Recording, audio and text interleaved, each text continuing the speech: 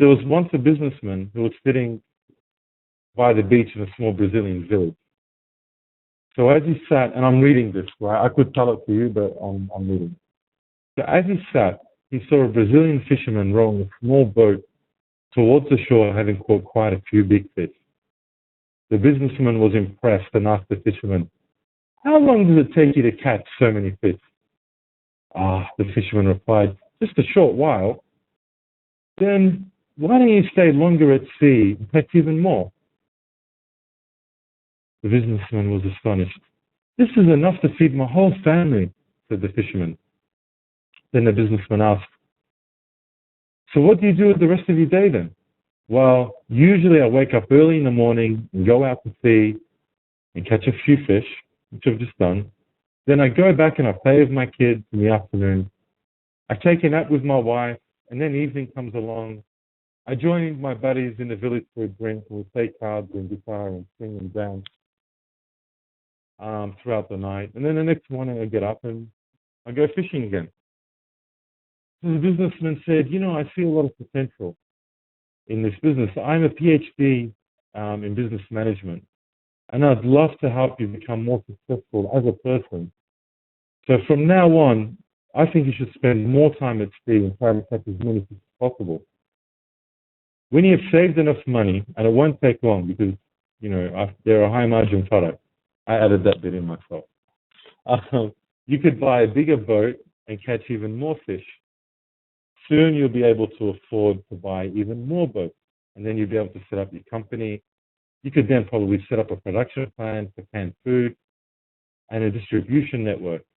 And then you'll have moved out of this village and you'll be living in the city, in Sao Paulo, where you can set up your company headquarters and manage the rest of your branches." So then what would I do after that, said the fisherman.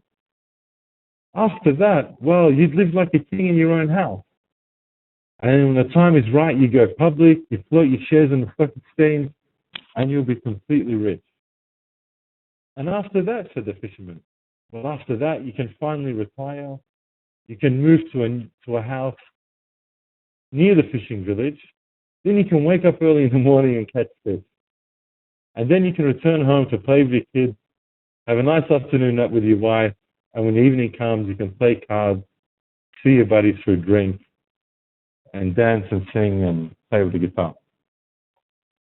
So the fisherman was puzzled and said, "Isn't that what I'm doing right now?"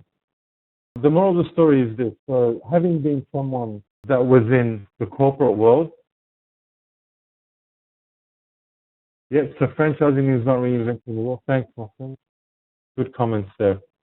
So I see this not only really from the franchising perspective, but why are you even considering franchising? I mean, some of you will be making steps today into the world of entrepreneurship.